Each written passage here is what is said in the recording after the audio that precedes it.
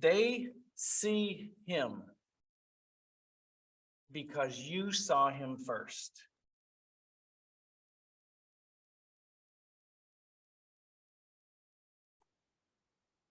In welcoming you to the service today, I welcome you to the theme, and I empower you with the theme. Each individual, each one of you, with the thought that they see him because you saw him first. I'm going to offer a few comments, and then I'm going to offer some evidence that you might understand how much the Lord loves you. That you might understand that he loves you so much that he entrusts you. And when we start to think about our own personal communities, our own individual callings, many secluded from everybody else. And if not secluded from everybody else, in many cases, at least on a daily basis, secluded from your brothers and sisters and those that you meet with and serve the Lord with. Maybe you go to a workplace. Maybe just within your families, you're the only one who's committed themselves to the Lord, or even the only one who knows the Lord.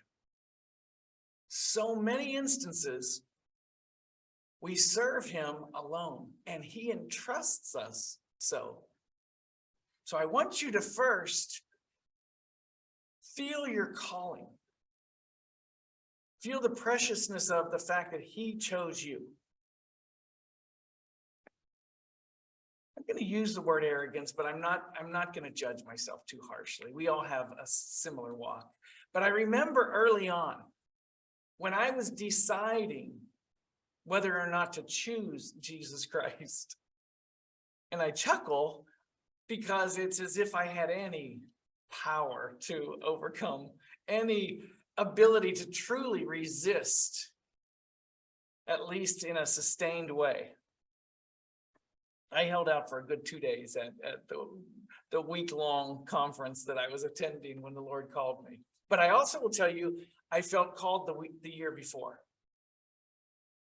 Prompted, called. I don't want to mince words here, and I'll let you walk it through your own mind and in your own interpretation. But the year before I asked to join the church, I asked for my baptism, I asked to make my commitment to the Lord, and the wisdom of the ministry said, why don't you wait, go back to your branch and find out. And so a year later, I was still in my struggle, but I can't tell you it was an active struggle.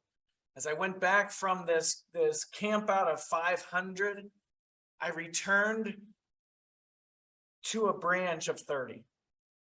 And I found quickly that it was probably more emotion and excitement and enthusiasm that caused me to ask for my baptism. And so I, today, many years later, applaud the wisdom of the brothers, Brother Joe Malantoni and Brother Paul Palmieri, as I remember.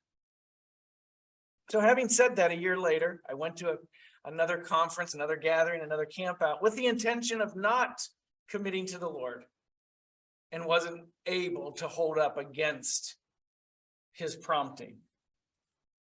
And given that prompting, I thought I was making decisions. Sorry for the long explanation to this, but we read the word that says, you haven't chosen me, but I've chosen you. And so now I realize, long before that first gathering in 1975, long before that gathering that I made my commitment in 1976, the Lord was already with eyes fixed upon me, that I might return eyes fixed upon him. So I get that now. So the question is, having been chosen, having been empowered this morning now, I hope, somewhat by my words, the question is, why do we serve God? Why? In that first moment, I served him to save my soul, period. And that really was the extent of my decision. And I would submit that it was your decision making as well. The mistake many of us make, or the mistake many make, is they may continue to give the same answer years and years and years later. Why do you serve the Lord? To save my soul. And I submit to you, that's an incomplete answer. Yes, certainly. We stay with him till the last breath we take,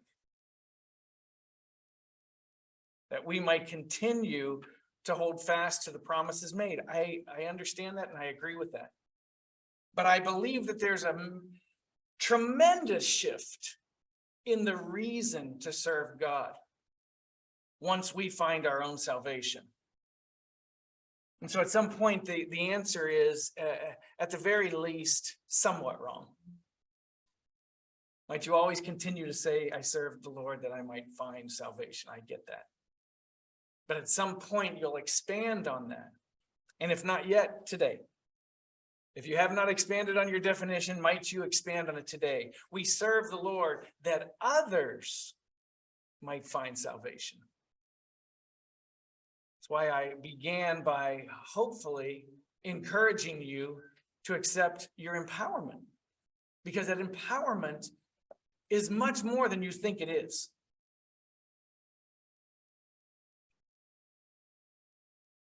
The challenge that we have is that there is one working against us, trying to frustrate us, trying to deceive us, trying to get our attention back on ourselves. The reason he causes stumbles is that we return all that attention back to self, back to our own problems, back to our own issues, and we take our focus off what is much greater. Trying to learn how to pronounce this elementary level of love. And I believe it's Philodia, spelled Philautia. It's the first in the 7 loves as defined by, I believe the Greeks were the first to do this. Philodia it's self-love. When appropriate, it's needful. It's necessary. It's helpful. It was that love that drove all of us into the water. At some point, the hope and the prayer is that we shift to agape love, or agape love, as it's properly pronounced, which is a more universal love, a love for all, an unconditional love for all. And this is the most simplified terms. This is the spiritual evolution that all of us are intended to take. I offer no judgment with that statement, but I also understand that for some it happens quickly, for others it happens slowly. I would guess for some, maybe never. Without the understanding of what's intended and what's purposed, some may never get to that, embracing that as their first love.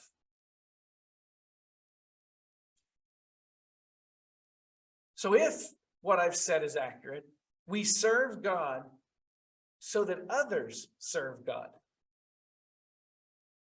We marry too, that we might save our own souls. But we continue that others might find him. They will see him because you saw him first. Many of you have multiple interactions with those who may not even know the Lord today. And they're looking for something in you. And if, again, that first statement was right, that we serve that others would, then we find salvation that others would find salvation. I return to this often, and so I will again. When asked, Jesus said, love God, love others. For me, this is the litmus test for all circumstances, all situations, all interactions. Am I loving God in the immediate, in the urgent? Am I loving others? His commandments, when asked, what is the great commandment? Excuse me. He was asked, which is the great commandment? He didn't just give direction or directions because he expanded on his answer to 2. He gave directionals. So he gave us direction, but he also put this in proper order. And with the second commandment, with a caveat that flips the order as the way he presents it, so that we understand, even understand Philodia to agape. So let's see. He says first, love God. Primary, most important, and that ends with a period. Love God. Love the Creator.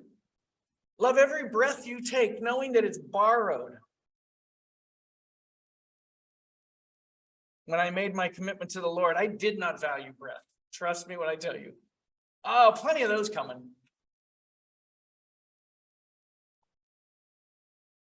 Friday night, we did something differently than we've done in the prior 2 weeks at football.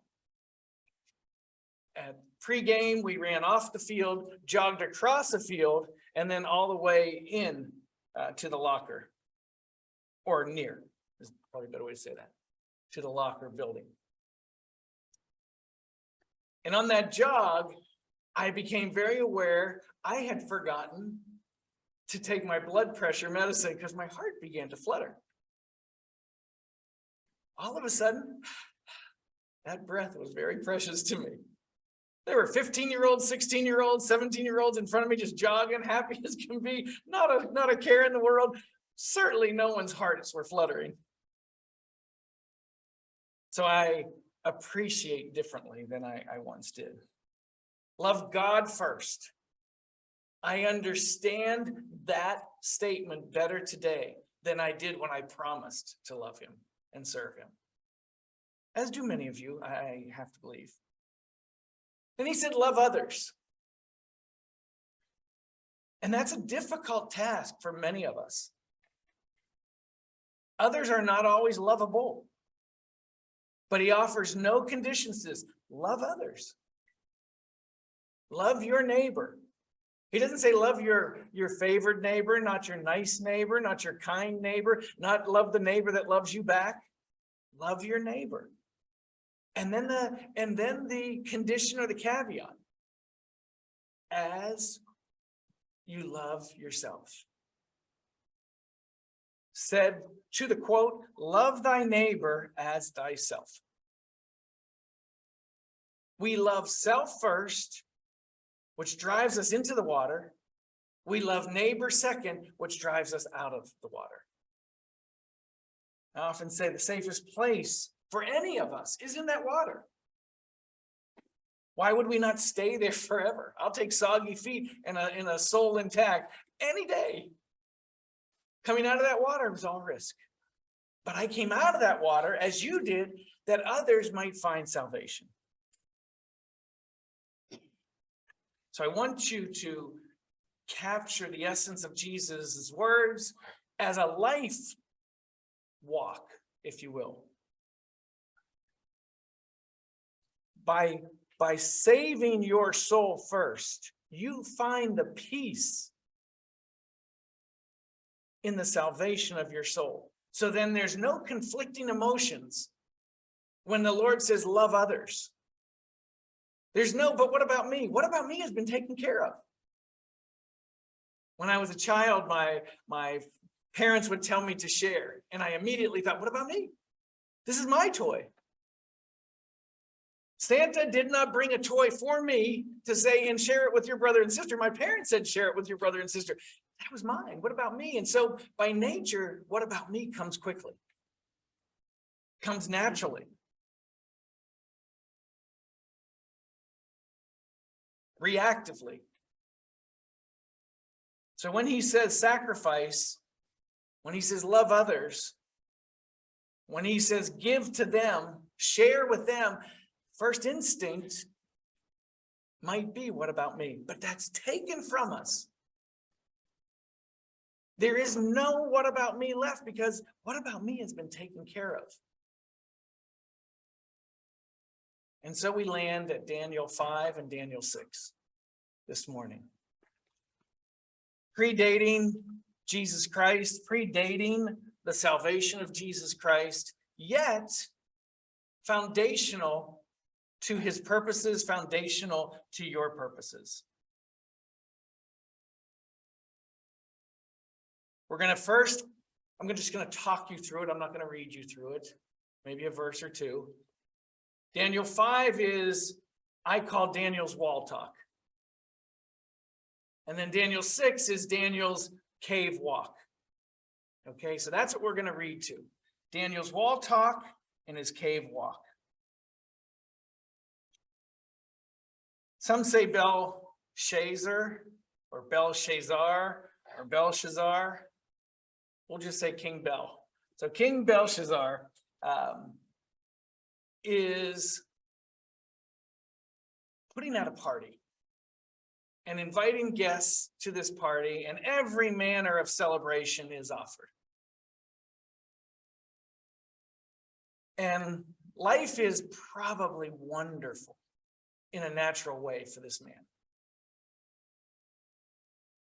He followed the wisdom of many other kings, and he may have been one of the downturns in the legacies of kings, as I read online all the time. The best presidents ever, the worst presidents ever, you can find them too. The rankings and the ratings are there. You'll find different lists according to different authors, different writers, different stances, political stances. And I'm not here to make any political statements at all. I'm only going to go to the politics of these times. So the feast is set up by Belshazzar, and all he's focused on, I'm certain of this, is the celebrations and the gatherings, the gatherings and the celebrations of himself. Come to my house, come to the castle, and celebrate me. And so they are.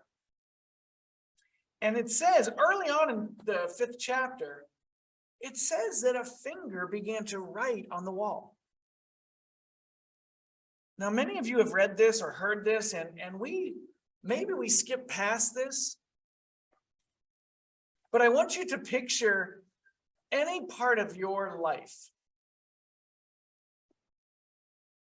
Maybe I'm looking at 2 school teachers. Maybe you're school teachers and you have a classroom wall, and on that classroom wall, you have some things written.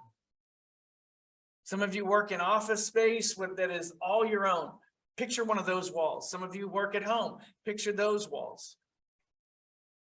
And picture that you're just moving forward on any given Thursday morning, and a finger appears and begins to write on your wall.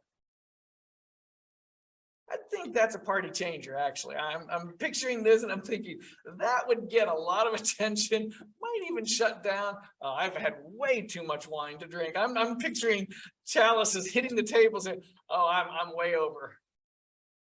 What am I seeing? Is that in my own mind? And it's writing. And there's words appearing, real words. Maybe once they discovered it was real words, they picked those chalices back up. Wow, this could get really dangerous in here. What's going on? So they begin to talk. What do we do? No one can understand what we're reading. What do we do? And it's suggested that there is a man of God among them. This Daniel walks and talks with the Lord. He's given to serving the Lord. They know, they've seen, they've witnessed that he knows his God. Call Daniel in to help us with this. Again, whether you say Belshazzar or I say Belshazzar, Belshazzar was completely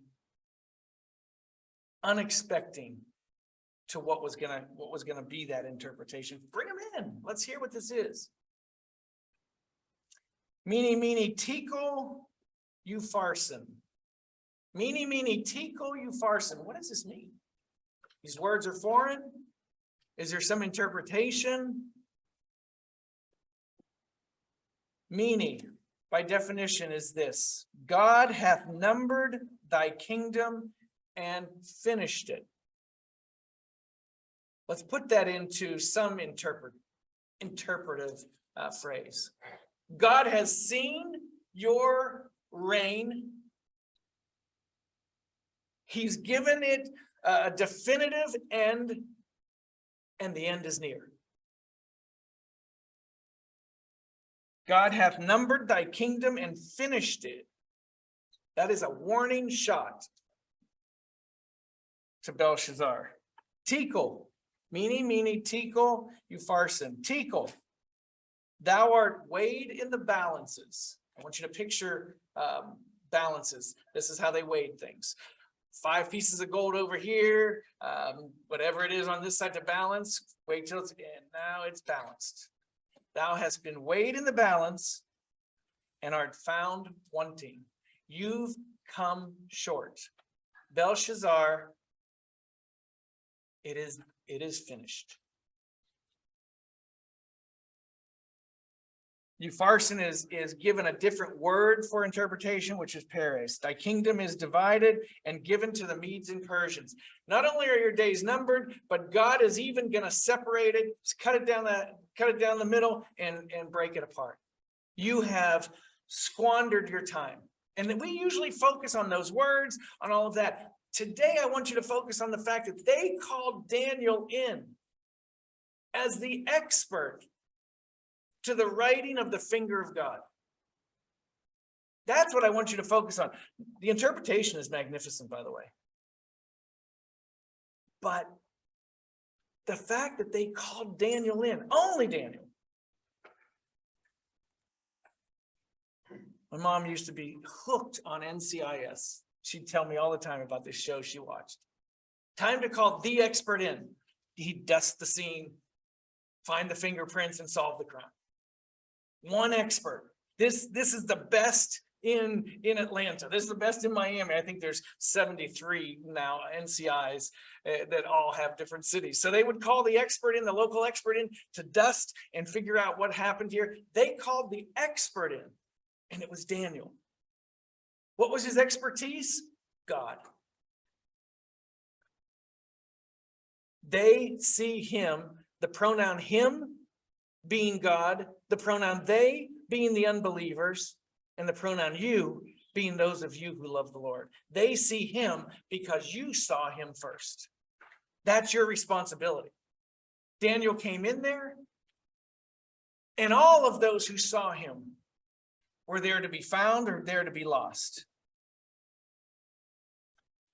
Verse 30 says this, and in that night was Belshazzar, the king of the Chaldeans, slain. Darius came in behind him at age 62 to take over the half of the kingdom that the Medes took over. And Darius loved Daniel. Shifting to chapter 6. And put him in a position of power. Not that it's important, but I will lay this out so that you understand. In his management team, there were 3 presidents, it says. First time, maybe the only time, I think you'll read the word president in the word. But in Daniel 6, it says there were 3 presidents. And then there were princes. Maybe 120, if I remember right. I'm not gonna go to those details. You find out if I'm right or wrong. Check my math. But the 3 presidents were led by one, and that was Daniel. Daniel was made over the other 2. Given the authority over the other 2.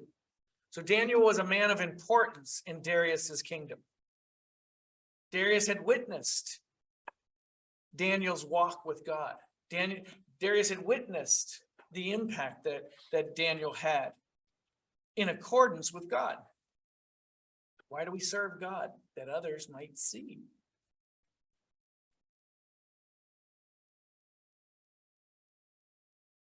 So it was that jealousy came up with the other 2 presidents. Jealousy came up with all the princes.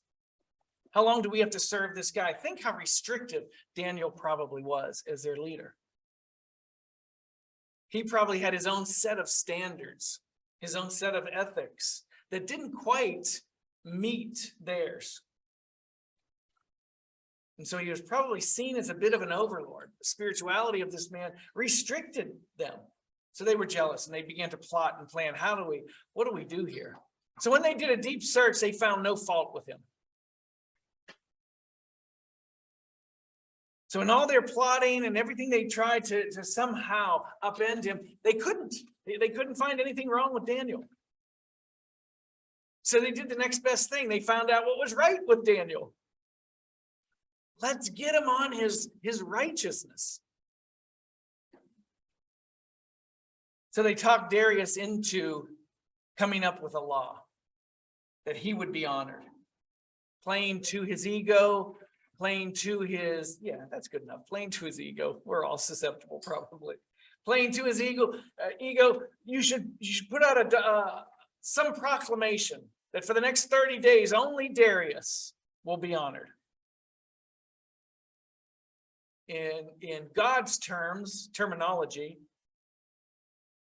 the proclamation that Darius signed to be placed for 30 days said that there would be no other gods before you but Darius, is in essence what this said.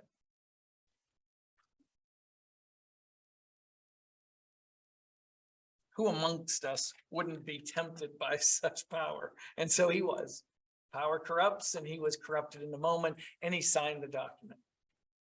And in that moment, the other two presidents and those princes knew, we've got him.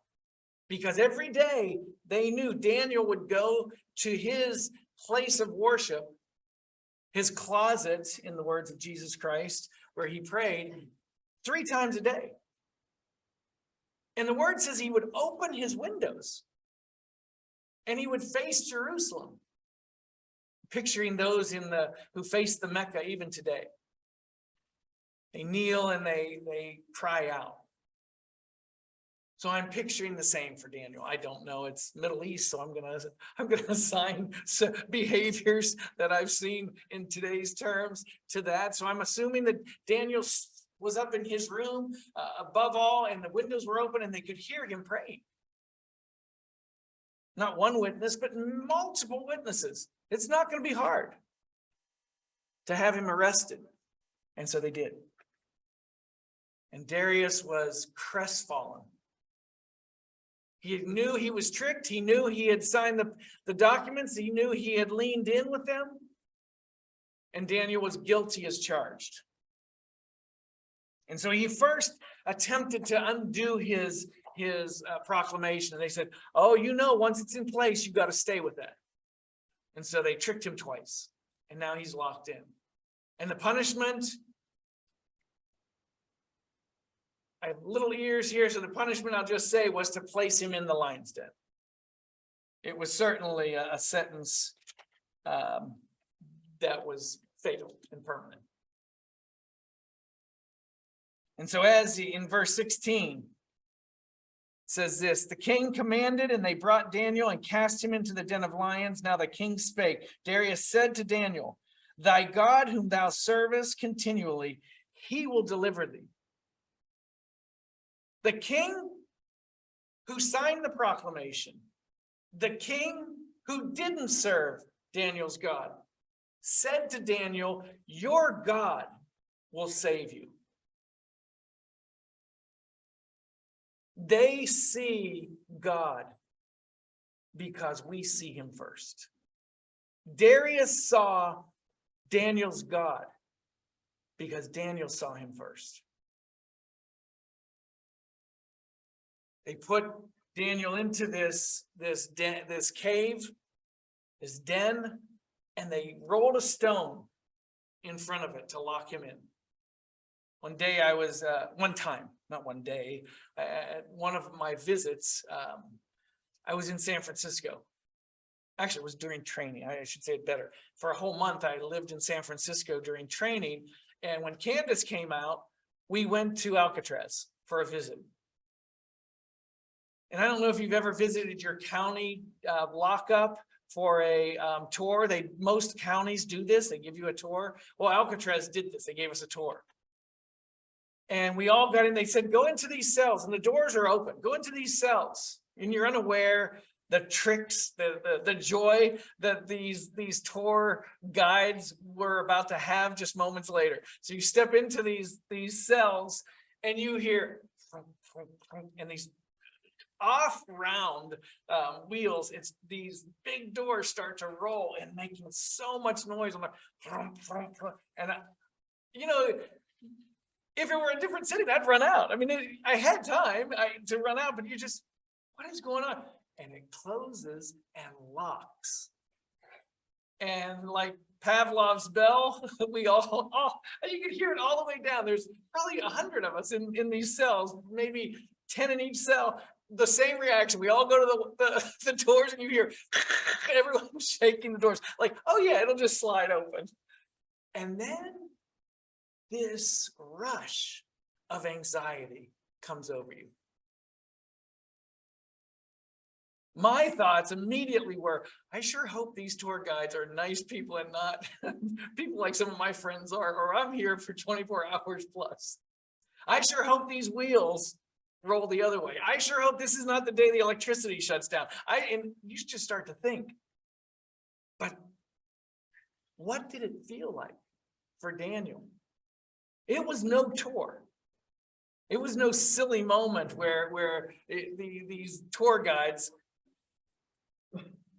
probably making minimum wage, this was the highlight of their day to create fear and panic in our hearts.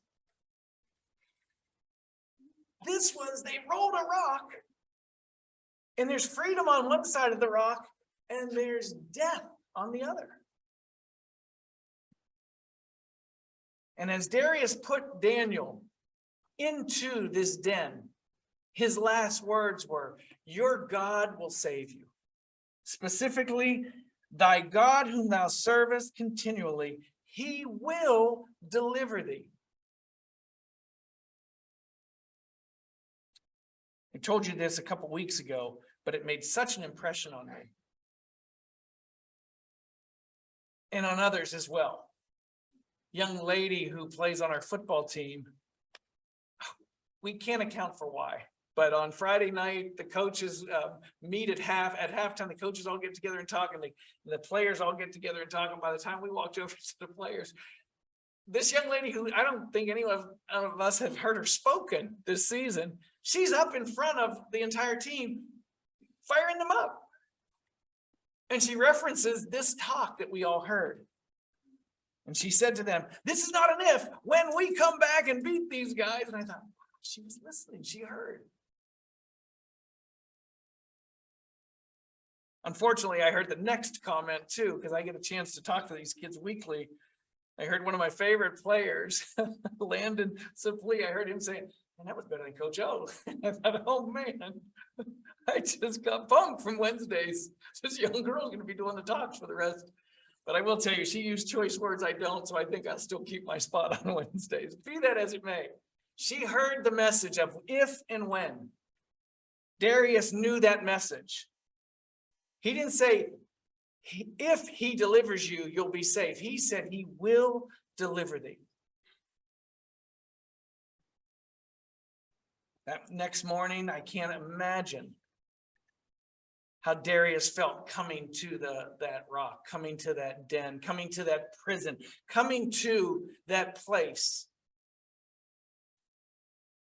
What he said to Daniel, I don't know if he believed. Maybe for him in his heart it was an if, but he verbalized when. He verbalized definitively, he will deliver you, but I don't know if he believed that. So Darius comes in the morning, and the king arose very early in verse 19. Rose very early in the morning and went in haste. Why in haste? Maybe because he believed, maybe because he didn't, maybe because he wanted to find out. Picture our sister Jennifer taking that phone call on Thursday, waiting to hear the news on Anthony.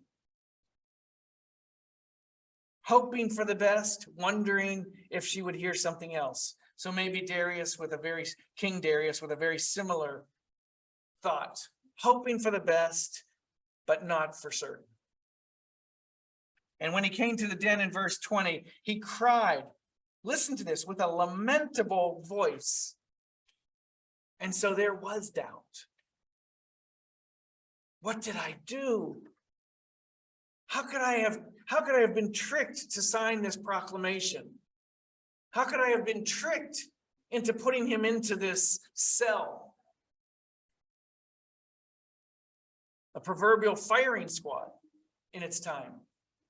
So he said, he cried with a lamentable voice unto Daniel. And the king spake and said unto Daniel, Daniel, O Daniel, servant of the living God. They see God because you see him first. Darius identified him, identified your God this way. Servant of the living God is thy God, whom thou servest continually, able to deliver thee from the lions. And then said Daniel, picturing him from the other side of this rock, unto the king, O king, live forever. Now, I just got goosebumps up and down my legs saying that. What must have been the reaction of the king? I'm hoping Daniel had a flair for drama and held his answer at least 2 seconds. And let the king just wait outside. Am I going to hear his voice or not? O king, live forever. I'm picturing, because this is how I've always celebrated, picturing the king's arms thrust into the air. He lives. My God hath sent his angel, said Daniel, and hath shut the lions' mouths, that they have not hurt me. For as much as before him innocency was found in me, and also before thee, O king, have I done no hurt. I'm innocent. You know that. I know that. God has confirmed that. Can't imagine. 2 men on different sides of this rock as they're talking to one another. Roll the stone away. Goes on to say that Daniel was returned to the king. King was returned to Daniel. And those who were corrupt were placed into the lion's den. I'll ask you to read the 6th chapter because, again, there's small ears, but you'll find the outcome of that rock being rolled. And just know that Daniel's God that saved him did not do the same for these evil people. Daniel's story is your story. Daniel's walk is your walk. Daniel's God is your God. So why would it be different? They will see your God because you saw him first.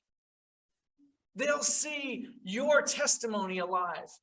They'll see the efforts, the commitment, your walk with him.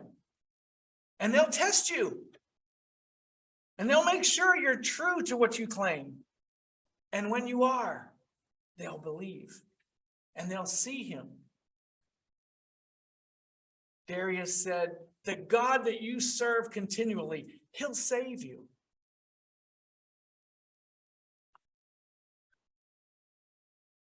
I'll tell you one experience that comes from different parts of our life.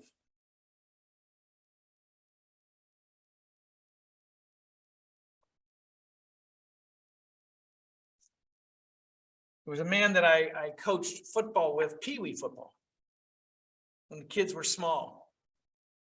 One of Kylie's closest friends was a young man named Brandon Cook.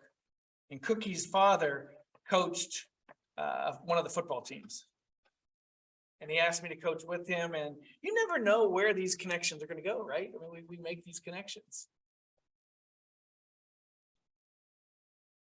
And so, I don't know, 3 years later, 4 years later, the same Greg Cook had a terrible automobile accident that caused tremendous damage to his body. The most urgent need and also the longest standing need was the damage to his stomach. He had was not wearing a seatbelt and rammed into his steering wheel, and it tore muscles and just really ripped him apart in his gut.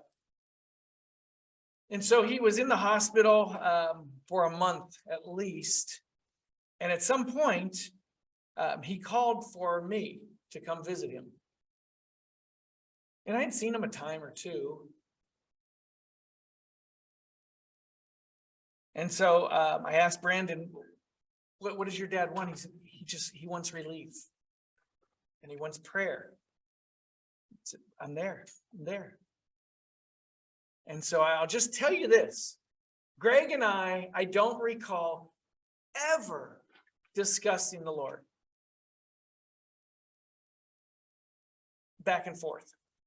What I mean by that is he knew of my God. But not because we had discussions. So the request was a little bit surprising to me. So I came to his hospital and went to his bedside, and his mom was there. Maybe his mom and dad, sweet, sweet, tender people.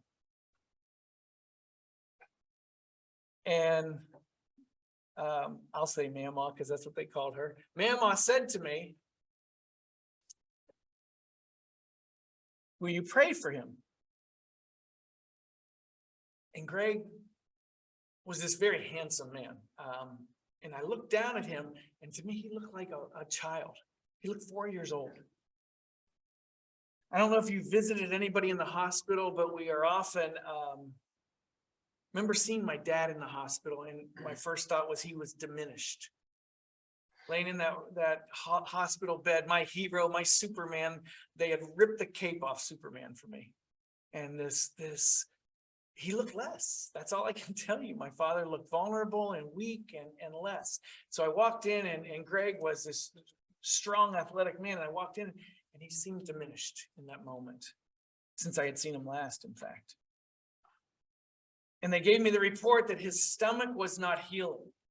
And that particular night, the pain was so great. That's why he called for me. They had given him as much medication as they could. He couldn't find comfort. This man, much stronger than I, much younger than I, in much better shape than I, was much less than I that night. And I walked in, and he was writhing. It's the only way I can say this, in pain. And moaning. And so much like I told you about my father, which came later, but much like I told you about my father, the experience was similar. Like I had not seen this man in this condition, in such vulnerability. So I was taken aback. And his mother explained that his stomach wasn't healing, that he was in great pain and in great need. Will you pray for him? And I said, I will, but we believe in anointing. I said, so I want to ask permission before I do anything. I would like to anoint him with oil, as the Bible says. And I turned to Greg. I said, will you accept that? He said, anything you can do. Anything you can do. And he said something after that I had never heard before, and I've never heard since. And he was immediately thrust back into that like a child role. And so I got out the oil, always in the same pocket, got my oil out. I uncapped it. And I do this, especially with someone who's never been prayed for or anointed. I explained to him, this is oil. It's been blessed in the church, that it's only used for this purpose, I told Greg. It's pure, it's virgin oil, but it's also virgin in the sense that it has only been used for this purpose. And so I'm going to use this to anoint you. And how I'm going to do that is I'm just going to take a little drop, I'm going to turn the oil over, the bottle over, and I'm going to put a drop on my finger, and then I'm going to put a drop on your head, and then I'm going to anoint you. Are you comfortable with that? And he said, yes. And then he looked up at me and he said, will it work? And I almost broke in the moment. You talk about childlike faith. You talk about someone who is completely broken, has nowhere else to go.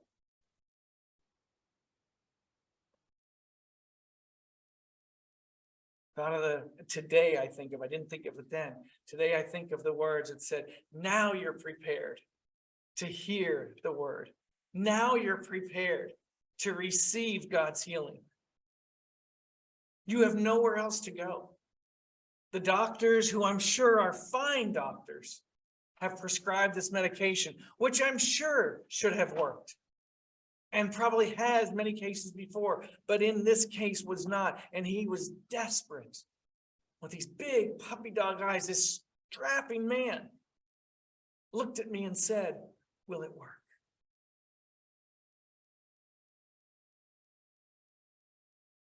I flashed to Candace's favorite verse, Lord, I believe, help thou mine unbelief.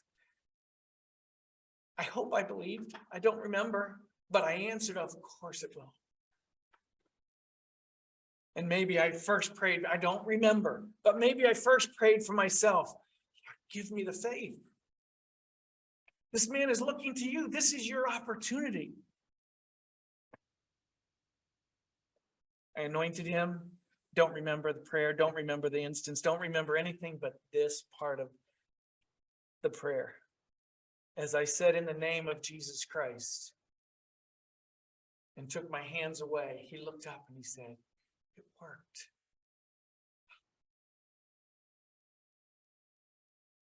They see him because we see him first.